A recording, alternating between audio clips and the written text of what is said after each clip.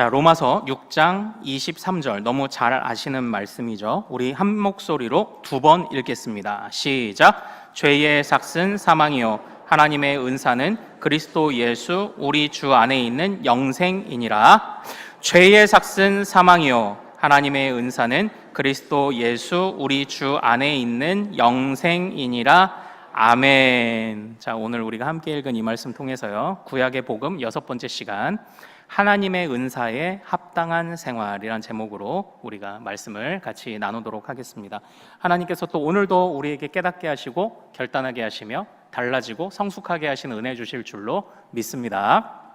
자, 첫 번째 화면 한번 보죠. 여러분들 기억나십니까? 자, 80년대 세탁기 광고입니다. 자, 혹시 80년대에 우리 집에 세탁기가 있었다 하시는 분 한번 손 들어보실까요?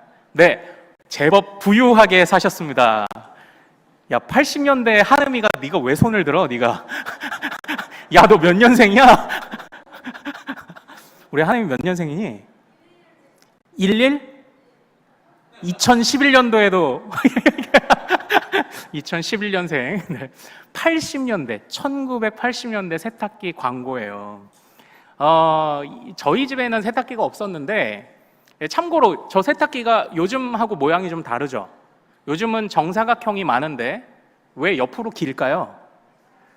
세탁 기능과 탈수 기능이 별도로 나누어져 있기 때문이에요. 그래서 세탁을 하면 옮겨서 탈수 기능으로 넣어야 됩니다. 세탁 끝나면 넣고, 헹굼 끝나면 넣고, 헹굼 끝나면 넣고, 이제 이렇게 됐죠. 이제 화면 내려주세요. 옛날 생각들 나시죠? 저희 집에도 세탁기가 없었고 엄마가 항상 손빨래 하셨어요. 그래서 항상 이거 이렇게 비비고 짜느라고 막 엄마 손목이 시큰하다고 이제 다 기억들 나시죠. 그런데 이제 저희가 이제 고모네하고 같이 살았는데, 고모네 큰형이 결혼하면서 87년인가 8년인가 뭐 그 무렵에 혼수로 저 세탁기를 해온 거예요. 그래서 이제 저희 집도 가끔 이제 한 번씩 이렇게 썼는데 삶의 질이 달라지죠. 손빨래하고 맨날 이거 하다가 자동으로 빙글빙글 돌아가는 이 세탁기가 들어오니까 삶의 질이 달라집니다. 없다가 세탁기가 생기니까 변화가 생기는 거예요. 큰 변화가 이제 생기는 거죠. 또 요즘에는 우리 자녀들 많이 두신 가정 같은 데서는 식기세척기들 또 많이 쓰신다면서요. 이 식기세척기가요, 그까짓 거 물 묻힌 김에 그 애벌 설거지 하는 김에 그냥 내가 해버리고 말지 하시기도 하지만, 이렇게 말씀하십니다. 한 번도 안 쓴 사람은 있어도 한 번만 쓴 사람은 없다. 한 번 써보면 계속 쓰게 된다는 거예요. 그래서 이런 것도 이전에 없던 때와 있던 때는 큰 변화가 생기죠. 삶의 질이 달라집니다. 저도요, 예전에 학생 때는요, 신학생 때는요, 가방 안에 제일 힘든 날이 뭐냐면, 제가 고3 때보다도 책을 더 갖고 다녔어요. 요즘은 사물함이 있잖아요. 그러나 제가 고3 때보다도 집에 가서 공부해, 학교 와서 공부해 이래야 되니까 기독교 강요 이 1000페이지 넘는 책 상중하와 더불어서 성경책까지 갖고 가야 하는 그런 날은 참 힘든 겁니다. 그래서 대부분 신학생들이 성경책을 요만한 포켓 성경을 갖고 다녀요. 그러나 저는 어떻게 했을까요? 나는 하나님의 자랑스러운 신학생이니까 교회에서 쓰는 아주 큰 성경, 두꺼운 거 그거 계속 갖고 다녔거든요. 그러나 힘들긴 힘들었어요. 하지만 제가 요 아이패드를 사고 나서부터는 삶의 질이 달라져요. 모든 책을 이제 스캔해서 이 안에 넣는 거예요. 그러니까 요거 충전기 물병 하나면 가방이 끝나는 겁니다. 이렇게 무언가 없다가 있으면 변화가 생겨요. 삶의 질이 달라지기도 합니다. 자, 그렇다면 제가 이제부터 여러분들에게 질문 하나를 드려보고 싶습니다. 무언가 없다가 있으면 그에 따른 변화가 생기기 마련이에요. 그에 따라 삶의 질이 달라지기 마련입니다. 질문을 드릴게요. 여러분과 저에게는, 우리에게는 영생이 없다가 주어졌습니다. 영생이 없다가 주어졌는데 영생을 얻고 난 뒤에 여러분들은 어떻게 변화되셨습니까? 영생이 없다가 있고 난 뒤에 여러분들을 어떻게 삶이 달라지셨습니까? 우리에게 영생이 없었어요. 그러나 이제는 영생이 있습니다. 없다가 무언가가 있으면요, 우리 삶에 영향을 미치기 마련이에요. 하다못해 세탁기도, 하다못해 아이패드도 그렇습니다. 아내가 없다가 있으면, 신랑이 없다가 있어도 변화가 생기기 마련입니다. 그런데 하나님이 주신 영생이라는 것도 우리가 없다가 이제 있게 되었는데 우리의 삶을 어떻게 바꿔가고 어떻게 주도하고 있나요? 여러분들은 어떠신가요? 영생을 얻기 전과 후에 여러분들은 어떻게 여러분의 삶이 달라지셨습니까? 그러니까 오늘 본문에서는요, 이 영생과 그로 말미암는 변화에 관해서 아주 좋은 힌트와 가르침을 주는 그런 본문입니다. 오늘 본문 말씀 6장 23절을 다시 읽어볼 텐데요, 성경책 말고 오늘은 제가 좀 살펴볼 게 있어서 화면으로 준비했습니다. 6장 23절 같이 읽어보죠. 시작. 죄의 삭은 사망이요 하나님의 은사는 그리스도 예수 우리 주 안에 있는 영생이니라. 아멘.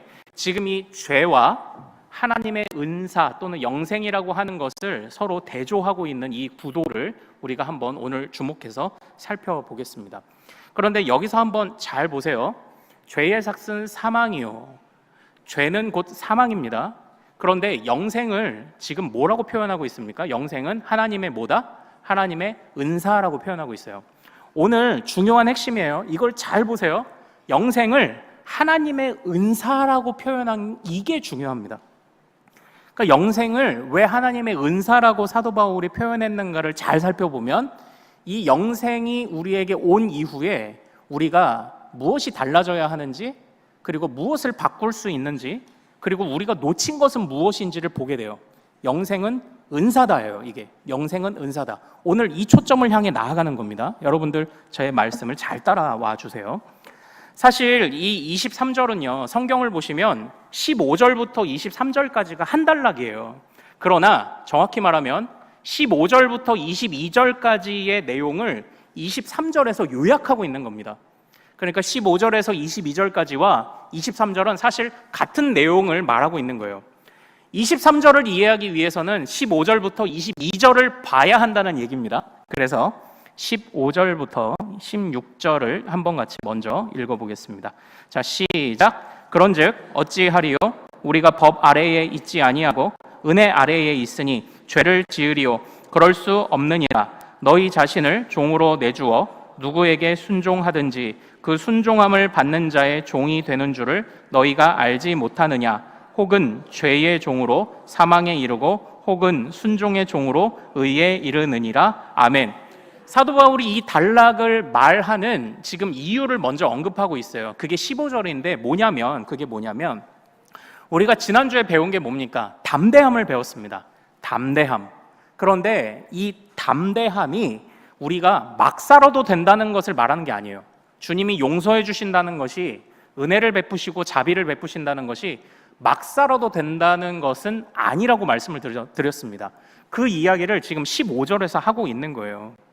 은혜가 우리를 지배하고 은혜가 다스리고 있다는 것, 은혜 안에 머물러 있다는 것, 믿음의 담대함이 우리에게 있다는 것은 마음대로 죄를 지어도 된다는 것을 의미하는 것은 아닙니다. 왜냐하면 16절에 보십시오.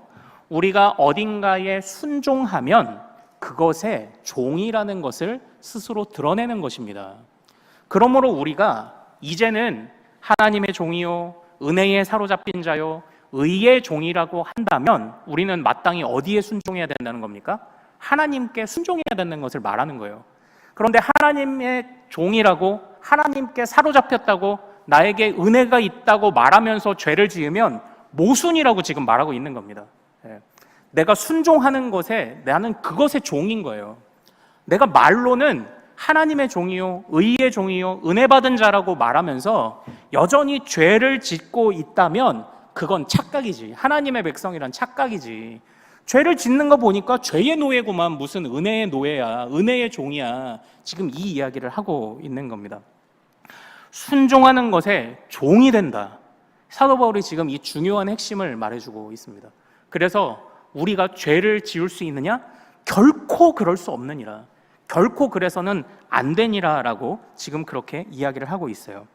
그래서 지금 이 본문에 죄의 종과 의의 종이라는 두 가지 대조가 이렇게 흘러가고 있습니다. 자, 그런데 죄의 종과 의의 종의 결과를 보여주는 말씀이 20절, 21절에 있어요. 먼저 죄의 종의 결과를 보죠.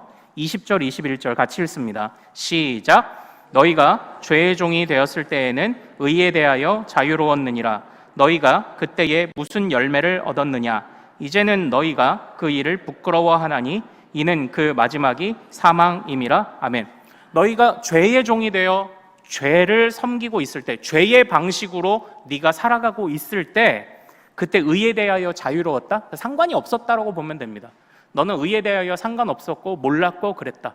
그런데 그때 그렇다고, 그러니까 하나님을 모르고 은혜도 모르고 살았지만, 그러니까 죄의 방식을 따라 살다 보니까 너희가 자유로운 줄 알았고 의로운 줄 알았고 잘 살아가는 것처럼 생각했지만 그 결과는 뭐라고요? 21절에 죄의 종이 된 결과는 사망이라는 겁니다. 사망이에요. 죄의 종이라는 결과는 사망입니다. 그러니까 우리가 잘 생각해야 되는데요, 이 죄의 종으로 살아간다는 게요, 사실은 제법 잘 사는 것처럼 느껴질 수 있어요. 왜냐? 하나님은 죄의 종으로 살아가는 자들을 죄 지을 때마다 당장 막 벼락 내리시나요? 벼락 내리시고 막 그러시나요? 그럴 수도 있지만 보편적이지는 않아요. 일반적이지는 않아요. 죄 가운데 있는 자들은 하나님이 사실 그냥 버려두시죠. 그러니까 우리가 죄 가운데 살 때는 의외로 약간 자유함 같은 거를 느낄 수 있어요. 그러나 그건 진짜 자유가 아니죠. 하나님이 우리를 사망으로 방치하시고 계시는 겁니다. 그러니까 죄 가운데 머물 때 내가 제법 멋있게 사는 것처럼 느껴질 수 있습니다. 자유롭게 사는 것처럼 느껴질 수 있어요. 그러나 그건 하나님의 방치예요. 그 끝에는 뭐가 있다고 말합니까? 사망이 있어서 결국은 지나간 날을 피눈물 흘리게 될 때가 있다는 것을 지금 말하는 거예요. 그러나 의의 종이 되었을 땐 어떻습니까? 의의 종에게는 어떤 결과가 주어지죠? 자, 22절 같이 읽습니다. 시작. 그러나 이제는 너희가 죄로부터 해방되고 하나님께 종이 되어 거룩함에 이르는 열매를 맺었으니 그 마지막은 영생이라. 아멘. 그 마지막은 뭐라고요? 영생이라고 말하는 겁니다. 이 의의 종으로 살아가는 것은요, 죄의 종으로 살아가는 것보다 덜 자유함을 느낄 수 있습니다. 왜 그렇습니까? 일단 죄책감이 들 거예요. 하나님의 말씀에 예민한 자들은 죄책감이 들 겁니다. 그리고 무언가 계속 지적받을 겁니다. 무언가 계속 혼날 때가 있을 거예요. 그래서 우리의 삶은 오히려 자유하거나 아니면 홀가분하지 않다고 느낄 수 있습니다. 그러나 마지막 때에 영생을 얻을 때 되면 우리가 어떤 생각을 할까요? 와, 하나님이 그때 나를 이렇게 지도해 주신 게 진짜 다행이다. 이제 이 생각이 들 거예요. 그러니까 죄를 짓는 건 지금은 자유로운 것처럼 느껴지지만 마지막 때에는 그때 나를 방치하셨구나. 그러면서 눈물을 흘리지만 지금 주님이 우리를 지도하시는 것은 때로는 하나님 왜 이렇게 자꾸 혼내세요? 목사님 왜 이렇게 자꾸 혼내세요? 할지는 모르지만 우리가 지금 지도받는 게 마지막 때에 영생을 얻고 보면 정말 다행이라는 순간이 찾아오게 될 것이라는 것을 지금 이야기하고 있는 겁니다. 그러므로 죄의 종이 되겠느냐? 좀 자유로워 보여도 자유로워 보이는 착각이죠. 착각하면서 죄의 종으로 살겠느냐? 하나님께 매인바 되어도 영생을 얻는 자리에서 살아가겠느냐를 말하며 사도 바울이 끝까지 의의 종으로 하나님께 순종하는 자, 하나님께 매인자로 살아가기를 호소하고 있는 것이 이제 이 단락이에요.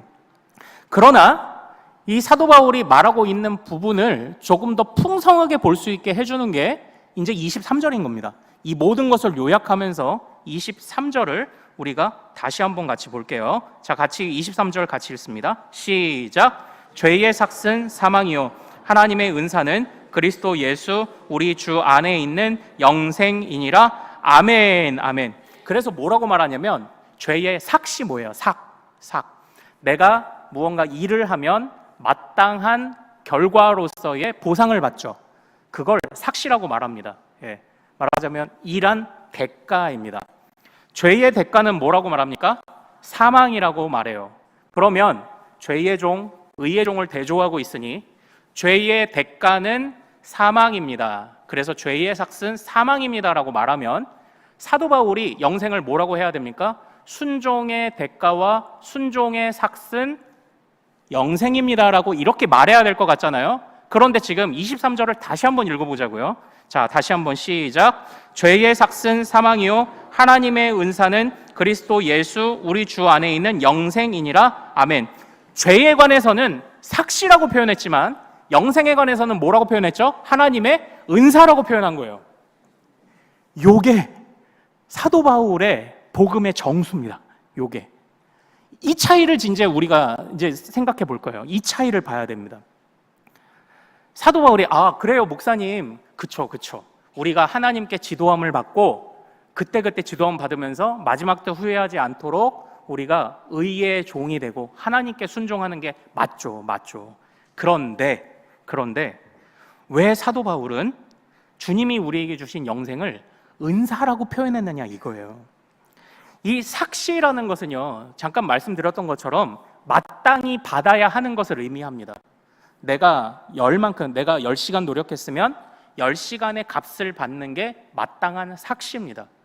마찬가지로 내가 하나님 앞에서 범죄하였으면 범죄함을 마땅히 정말 범죄한 대로 그 대가를 받는 게 삭시예요. 그래서 제가 이제 표현이 조금 그렇지만 조금 용서해 주세요. 죄에 관해서는 하나님이요, 얄짤없어요. 죄에 관해서는 하나님이 여유도 없으시고 빈틈도 보여주지 않으실 겁니다. 죄는 그대로 갚으실 거예요. 죄는 뭐다? 얄짤없다. 네, 죄는 얄짤없어요. 죄에 관해서는 있는 삭슬 그대로 다 책임을 물으실 거예요. 그러나 영생에 관해서는요, 주님이 뭐라고 말씀하시는 겁니까? 은사라고 말씀하세요. 여기서 이 은사를 잘 이해해야 되는데, 이 은사를 자칫 오해하면은 우리가 저 집사님은 참 섬김의 은사를 받았어. 저 권사님은 찬양의 은사를 받았어. 저 장로님은 기도의 은사를 받았어. 이렇게 주님이 주신 어떤 특별한 재능을 보통 은사라고 이해를 합니다. 근데 그런 것도 맞아요. 1장과 12장에서는 은사를 그렇게 보고 있습니다. 그러나 지금 사도 바울이 여기서 말하고 있는 은사는요, 사실 은혜예요. 은혜라는 뜻입니다. 그러니까 우리가 이 은사라는 표현된 이 단어가 헬라어로 보면요, 뭐냐면 카리스마예요. 카리스마. 자, 여러분들, 저 사람은 카리스마가 있어, 이렇게 얘기하면 보통 어떤 의미를 담고 있는 겁니까? 약간 지도자가 카리스마가 있어, 이러면 좀 어떤 의미예요? 우리 지도자는 약간 상남자 같은 이런 어떤 느낌을 카리스마라고 이렇게 말하잖아요. 그러나 카리스마는 본래 그냥 선물이란 뜻이에요. 선물, 주어진 것, 달란트, 이것과 이제 같은 뜻입니다. 그러니까 사실 사도 바울이 여기에서 영생을 은사라고 표현한 것은요, 하나님이 주셨다라는 것을 이제 의미하는 겁니다. 이 영생을 우리의 순종의 삭시라고 표현하지 않은 것은요, 잘 생각해 보세요. 우리가 하나님 앞에 순종을 하잖아요. 그런데 우리의 순종이 하나님 앞에서 완전한 순종이 될까요? 하나님의 기준에 완벽하게 부합하는 순종이 될까요? 아니에요. 우리는 항상 부족해요. 그러면 우리가 이전에 또 배운 대로 우리가 이 순종이 우리가 맘먹어서 시작을 했나요? 아닙니다. 예수 그리스도가 우리의 대표가 되셔서, 이제 5장에서 우리가 살펴봤죠. 우리가 예수님과 연합해서 예수님이 우리의 대표가 되셔서 우리 안에 무엇을 주셨다고 했죠? 참되고 선한 것에 씨앗과 종자를 주셨다고 말씀을 드렸습니다. 그래서 우리의 순종도 사실은 우리가 처음 맘먹고 한 게 아니죠. 주님이 순종할 수 있는 씨앗을 주셨죠. 그리고 우리가 순종하는 건 하나님 앞에 부족한데도, 잘 보세요, 시작도 우리가 하지 않았어요. 그나마 지금 하고 있는 순종도 주님의 기준에 부족해요. 그런데 여러분들이 하고 있는 순종만큼만 주님이 복을 주신다면 영생 받을 수 있으세요? 전 자신 없어요. 제가 하나님 앞에 순종을 제법 한다고 소리치지만 내가 한 순종만큼의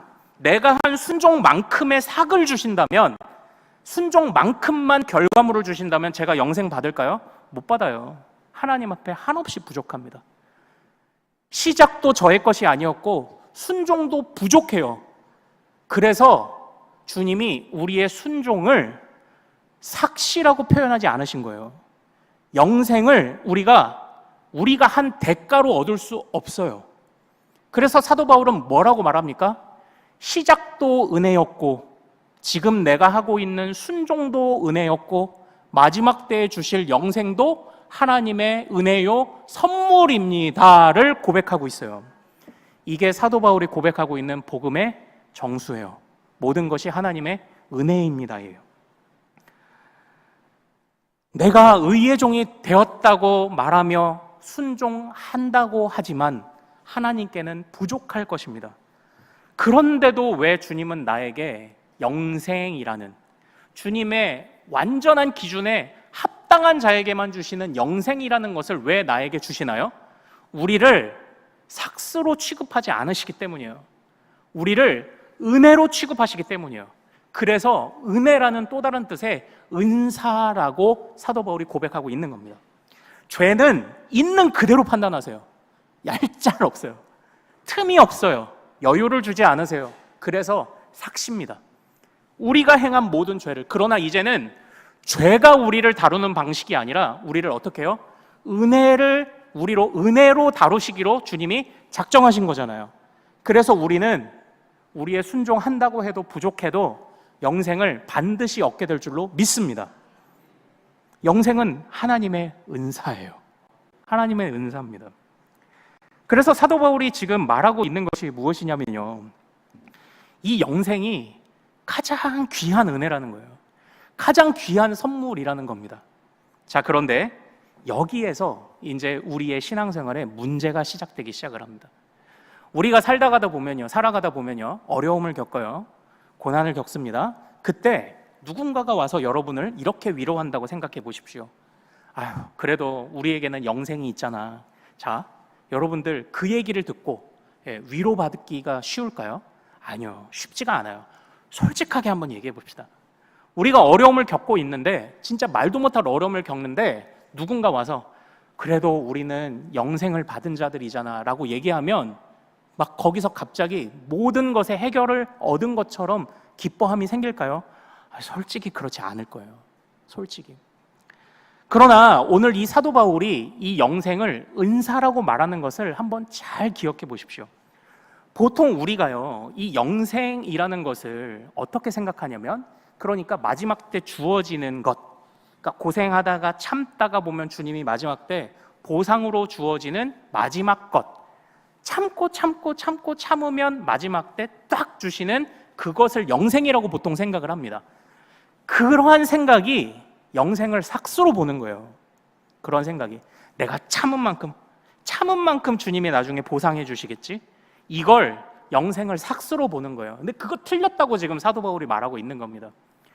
사도 바울에게 있어서 이 영생의 개념은 참다가 마지막에 뿅 하고 그저 주어지는 그런 삭시 아니에요. 그런 삭시 아닙니다. 우리가 참을 만큼 참았다고 해서 주님이 우리가 참은 걸 복 주시겠죠. 그러나 그걸 보상해 주신다고 하면 우리의 지금 참는 것이 영생을 얻을 만큼 참았나요? 아니에요. 턱없이 부족해요. 사도 바울은 그래서 지금 이 영생을 은사요, 은혜요, 선물이라고 표현하고 있어요. 어떻게요? 시작부터, 영생의 시작부터 우리 안에 종자와 씨앗을 주신 것도 하나님의 은혜요, 선물이요. 내가 그것을 따라 순종하고 있는 것도 은혜요, 선물이요. 이것을 나에게 과분한 보상으로, 과분한 결과로 주실 것 또한 은혜요, 선물이요라고 이야기를 하고 있어요. 다시 말하면 사도 바울에게 있어서 영생의 개념은 마지막 때에만 뿅 주어지고 끝나는 게 아니라 시작도, 과정도, 결과도 모두 영생 안에 있어요. 그래서 우리가 이런 영생의 개념을 가질 때 우리가 어렵죠. 어려운 일을 겪을 때 누군가가 우리에게 와서 그래도 우리에게 영생이 있잖아 라고 우리에게 권면을 한다면 그때 우리는 어떻게 생각해야 됩니까? 그래, 나의 시작도 주님이, 나의 과정도 주님이, 나의 결과도 주님이 함께 하시니 영생 안에 그 과정을 우리가 이해하고 있어야 됩니다. 모든 과정을 담을 줄 알아야 됩니다. 영생 사용 설명서예요. 지금 제가 영생을 제대로 여러분들이 누리시라고 지금 다시 설명을 드리고 있는 겁니다. 참다가 마지막에 뿅이 아니에요. 영생에 시작도 주님이, 과정도 주님이, 결과도 주님이. 그러니까 주님이 뭐예요? 우리에게 영생이 있잖아 하면 최소 우리 교회 성도들은 이렇게 생각해야 돼요. 그래, 어려워도 지금 이 어려움을 겪는 이 과정도 하나님이 나와 함께 하고 계시지. 그리고 이 과정이 무언가 앞이 안 보여요.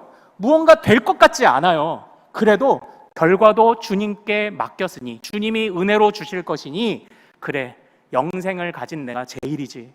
내 모든 인생에 시작도 과정도 결과도 주관하시는 주님이 계시니 내가 힘을 내야지. 이게 우리의 고백이 되어야 할 줄로 믿습니다. 우리 교회 성도들은 앞으로 이거 하는 겁니다. 어려움을 찾아오면은 우리가 열심히 기도해줘야죠. 주님, 저 집, 저 손해본 거 다 갚게 해주시고, 저 날아간 집도 채워주시고, 하나님이 이 집은 왜 이렇게 어렵습니까? 기도하지만 그래도 우리가 마지막에 뭐라고요? 어떻게 기뻐해야 돼요? 그래도 우리가 영생을 가졌으니, 시작도 주님이, 과정도 주님이, 결과도 주님이 책임지신다 하셨으니 우리 영생을 가진 자들끼리 힘을 내봅시다. 우리가 이렇게 고백할 수 있기를 소망합니다. 영생 사용 설명서라니까요. 이게 사도 바울이 지금 그걸 이야기하고 있는 겁니다. 그래서 영생을 삭시라고 말하지 않아요. 결과만이라고 말하지 않아요. 은사라고 말해요. 하나님이 처음부터 주셨습니다. 지금도 주고 계십니다. 마지막 때도 주실 것입니다. 영생은 하나님의 은사예요. 은혜이고 선물이라고 지금 우리에게 이야기를 하고 있는 것입니다. 그래서 영생에 관해서 이렇게 온전한 생각을 품은 자들은요, 이제 영생이 없다가 생겼잖아요. 그리고 이전에 깨닫지 못했던 영생의 개념에서 영생을 바르게 깨달았잖아요. 그럼 어떻게 돼요? 없다가 있으면 변화가 생겨야 되잖아요. 그래서 이제 이 영생을 온전히 깨달은 자들은 삶의 변화가 생기기 시작을 합니다. 그것은 우리가 앞에서부터 이야기해왔던 것과 크게 다르지 않아요. 자, 이제 어제 결혼하신 우리 이제 커플이 있잖아요. 어제 결혼을 했는데 그 결혼식하고 이제 혼인신고를 하러 갈 거 아닙니까? 이 혼인신고 했다는 이유만으로 살아가는 부부는 비참합니다. 부부가 맺어지는 것도 사랑이 시작된 거지만 그때부터 사랑을 갖고 가야 돼요. 우리가 계속 그 얘기를 해왔잖아요. 믿음은 처음 우리가 가지게 된 순간도 귀한 것이지만 믿음을 갖고 가야 한다고 말했죠. 그래서 다음 주에 볼 거예요. 7장에서 주님과 우리와의 관계를 혼인관계로 비유하고 있는 이야기가 시작이 되는 겁니다. 혼인이 뭐예요? 결혼이 뭐예요? 시작도 좋아요. 그러나 점점 사랑이 가꿔져야 돼요. 무르익어 가야 되고 마지막엔 더 좋아야 돼. 우리 믿음이 그런 거예요. 믿음이 시작도 하나님의 은혜죠. 과정도 은혜죠. 마지막에는 영생이라는 결과와 그 꽃이 열매가 피니 더 좋은 거잖아요. 사랑이 가꾸어져야 됩니다.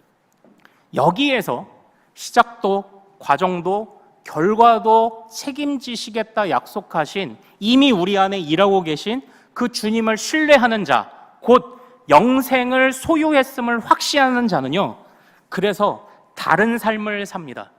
나의 시작과 과정과 결과를 주님께 진정으로 맡기기 시작을 합니다. 진정으로 주님께 맡기기 시작을 해요. 그래서 우리가 지난주에 살펴봤죠. 주님을 전적으로 의지하는 자는 뭐 하지 않는다고요? 조바심 내지 않아요. 주님을 전적으로 의지하는 자는 어떻게 한다고요? 비교하지 않아요. 비교의식을 갖지 않습니다. 바로 이것이 시작과 과정과 결과를 주님께 맡긴 자들의 마땅한 삶이죠. 우리에게 이러한 삶의 변화가 일어나기를 소망합니다. 이런 변화가 우리에게 있어야 돼요. 영생이 없을 때면 모르겠지만 우리가 영생을 가졌다 하면 시작과 과정과 결과를 함께 하시는 주님을 따라 우리의 시작과 과정과 결과를 주님께 맡겨야 한다라는 것입니다. 그래서요, 이 사도 바울이 사실 제가 이 예수 그리스도 안에서 이제 22절을 보면 우리에게 이 영생의 은사가 주어진 근거가 예수 그리스도 안에서라고 말하고 있잖아요. 예수 그리스도 안에서. 이 예수 그리스도 안에서 우리는 예수와 연합해서, 같은 말입니다. 예수 그리스도 안에서 우리에게 이제는 하나님의 진리와 의와 선한 일에 종자가 생겼다고 했을 때 사실은 제 안에 조금 걱정이 있어요. 이 종자와 씨라고 할 때 이게 문제가 뭐냐면, 자, 여러분들이 지금 텃밭에 가셔서 이제 씨를 10개를 이게 심는다고 한번 생각을 해보시죠. 근데 이 10개를 심으면 10개가 다 날 수도 있고 그 중에 몇 개는 안 날 수도 있어요. 사실 이제 제가 염려하는 게 뭐냐면 주님이 우리 안에 거룩함의 씨앗을 주셨습니다라고 할 때 이걸 단순히 좀 거룩하게 될 수 있는 가능성 정도로 이해하실까 봐 저희가 조금 염려가 있습니다. 이건 가능성이 아닙니다. 주님은 뭐라고요? 시작만 주님이 하셨다면 주님이 우리 마음에 주신 것은 가능성이에요. 그러나 가능성이 아니에요. 주님은 시작도, 자라나는 과정도, 열매 맺는 것도 책임지시기 때문에 우리 안에 거룩함과 선한 일에 씨앗을 주셨다고 했을 때 이 씨앗은 반드시 열매를 맺습니다. 반드시 자라나고 반드시 열매를 맺어요. 이 확신을 갖는 게 우리 삶을 변화시켜야만 합니다. 이 확신으로 우리 삶이 달라져야만 합니다. 그래서 사도 바울은 이 영생을 단순히 가능성이라고 말하지 않았습니다. 영생은 하나님의 가능성이니 그렇게 말했나요? 아니요. 영생은 꽁꽁 감추어 두었다가 마지막 때에 몰아주는 삭시라고 표현했나요? 아니요. 영생은 시작부터 지금도 결과까지 은혜롭고 좋은 하나님의 풍성한 선물이라고 이야기를 하고 있는 겁니다.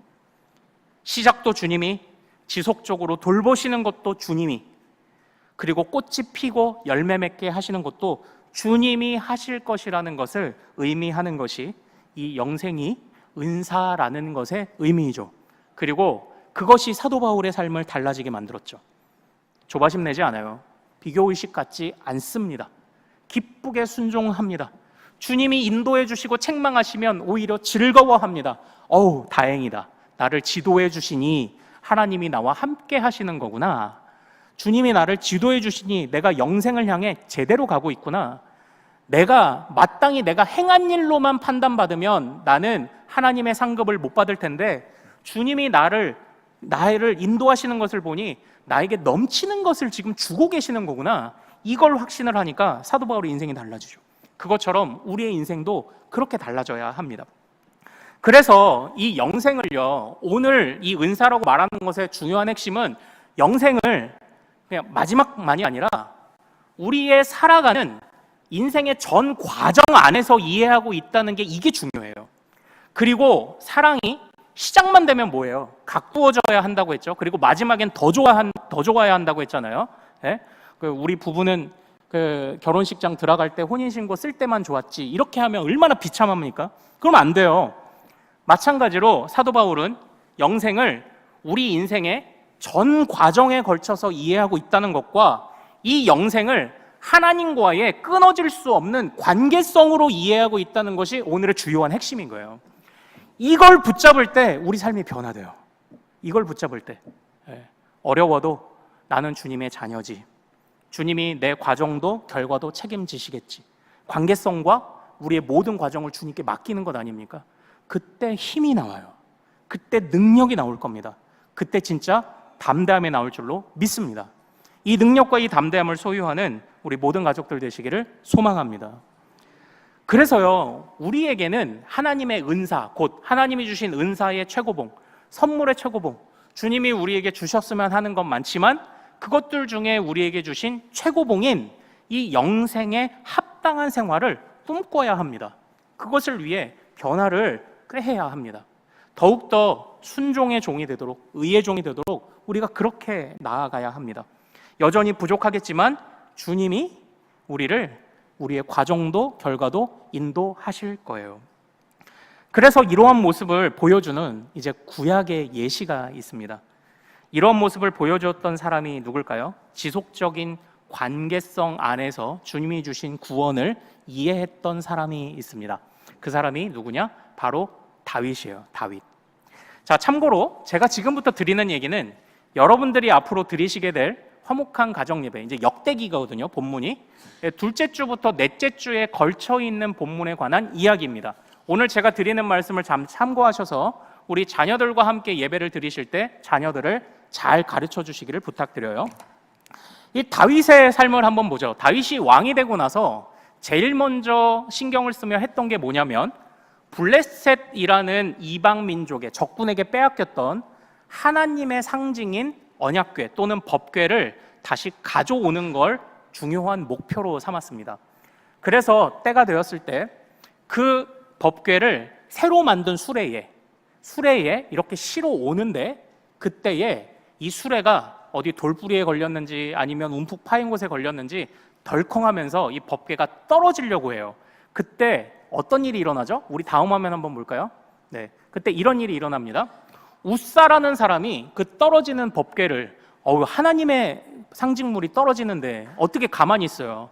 여러분이라도 그러셨을 거예요. 저거를 안 떨어지게 하려고 붙잡았는데, 자, 의도가 좋아요, 나빠요? 좋아요. 그런데 하나님이 어떻게 하셨죠? 웃사라는 사람이 저걸 붙잡았다는 이유로 죽임을 당해요.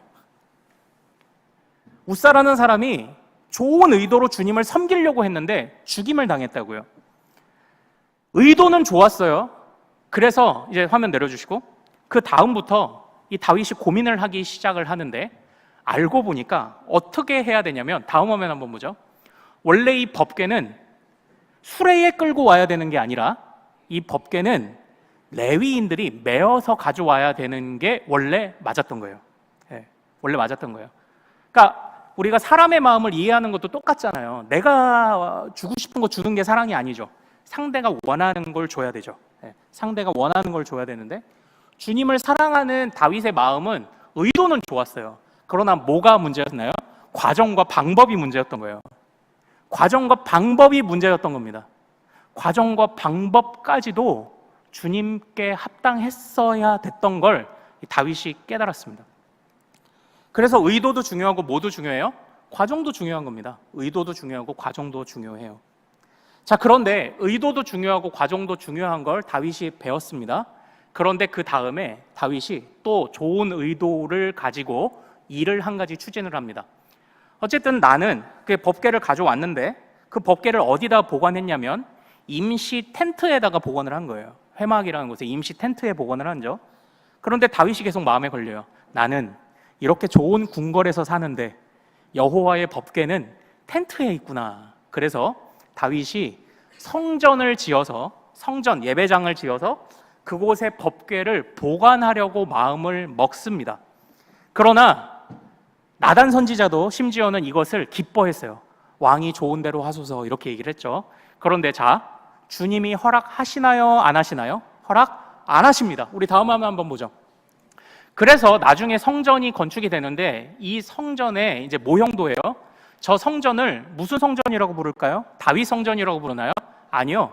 다윗의 아들 솔로몬이 지었다고 해서 솔로몬 성전이라고 말합니다. 여기서 다윗이 또 하나 배워요. 자, 처음에 의도가 좋았지만 방법이 잘못되니까 안 됐잖아요. 그렇죠. 그래서 의도도 중요하고 방법과 과정도 중요함을 배웠어요. 그런데 이 성전 사건을 통해서 다윗이 뭘 배웠어요? 때와 시를 내가 정해서는 안 된다는 것 또한 배운 겁니다. 지금 다윗이 세 가지를 배웠어요. 의도가 선해야 합니다. 과정이 정직해야 합니다. 하나님 뜻에 합당해야 합니다. 그 결과를 얻고자 하는 때와 시도 주님께 맡겨져야만 합니다. 사랑하는 여러분, 우리가 이제 영생을 살아가야 합니다. 이걸 우리 삶에 적용하는 거예요. 여러분들이 앞으로 여러분들이 앞으로 헤쳐나가야 되는 모든 일들 속에 여러분들의 의도를 점검하십시오. 여러분의 의도를 점검하고 방법을 하나님 앞에서 정직한 것으로 고민하십시오. 그리고 그 결과의 때와 시를 우리가 결정하지 않는 거예요. 이게 뭐예요? 영생을 사는 거죠. 우리의 전 인생을 주님과의 관계성 안에서, 주님과의 그 과정 안에서 영생을 이해하는 사람들의 바른 신앙이죠. 그게 바른 신앙 아닙니까? 시작도 주님, 과정도 주님, 결과도 주님이시니 우리가 그걸 살아내야 하는 거예요. 의도 중요합니다. 주님의 말씀을 온전히 깨닫고 항상 우리의 의도를 점검하세요. 그리고 방법을 점검하십시오. 예, 우리가 세상에서도 정직하고 페어플레이 해야 돼요. 도덕적이어야 됩니다. 누구보다도 고상하고 거룩해야 합니다. 방법도 과정도 그러해야 합니다. 투명해야 합니다. 그러나 결과는 주님께 맡기는 거예요. 결과를, 그 때와 시를 우리가 원하는 때에 응답이 되지 않아도 그래도 우리는 뭐예요? 내가 영생 안에 있구나. 나는 영생이라는 과정 안에 있구나. 주님이 나를 인도하시는구나를 생각하며 때와 시가 내 마음이 되지 않아도 그곳에서 아멘하고 충성하고 기뻐해야 할 줄로 믿습니다. 이것이 우리의 적용이죠. 이것이 우리가 영생을 다시 사는 거죠. 이것이 영생이 없던 시대와는 다른 삶인 줄로 믿습니다. 사랑하는 여러분, 하나님의 은사에 합당한 생활, 우리에게 주신 가장 귀한 은사 뭐라고요? 영생이에요. 영생에 합당한 생활, 우리의 모든 과정을 내어 맡기는 생활, 그리고 주님과의 관계성 안에서 이해하는 이 영생을 기뻐하는 이런 생활, 바로 우리가 그런 삶으로 영생이 없던 때와 다르고 변화된 삶을 살아가는 우리 큰숲의 모든 가족들 되시기를 소망합니다. 아멘. 자, 우리 찬양하고 같이 기도하죠. 오늘 나누고자 하는 찬양은요, 나의 마음을 정금과 같이 정결케 하소서. 이 찬양을 같이 나누고 싶습니다. 주여, 내 마음을 정말로 연단하여 주시고 거룩하게 하여 주셔서 하나님, 정말 내가 주님 앞에 그 거룩함 앞에 부끄러움 없게 하옵소서. 정말 나에게 영생 주신 것을 내가 잘 살아갈 수 있도록 도와주시옵소서. 자, 우리 거룩한 삶을 소망하고 다짐하며 같이 찬양합시다. 나의 마음을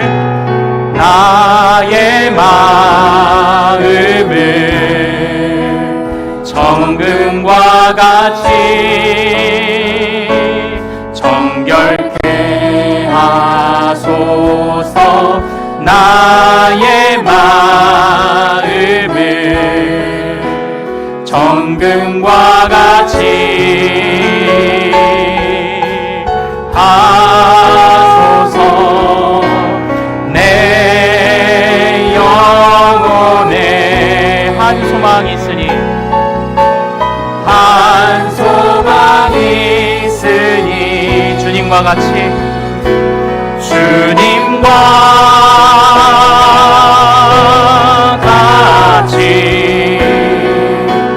거룩하게 하소서. 나의 삶을 드리니 거룩하게 하소서. 오 주님, 나를 받으소서. 나를 받으소서. 나를 받으소서. 내 영혼에 한 소망 있으니 내 영혼에 한 소망이 있으니 주님과 같이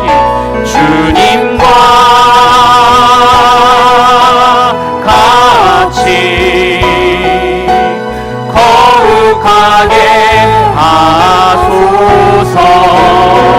나의 삶을 드리니 거룩하게 하소서.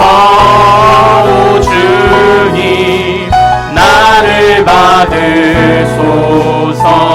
나를 받으소서. 나를 받으소서. 자, 사랑하는 여러분, 우리 이 시간 같이 기도하기를 원합니다. 주님이 우리의 모든 인생의 시작도 과정도 결과도 책임지십니다. 우리는 영생이라는 과정을 살아가고 있습니다.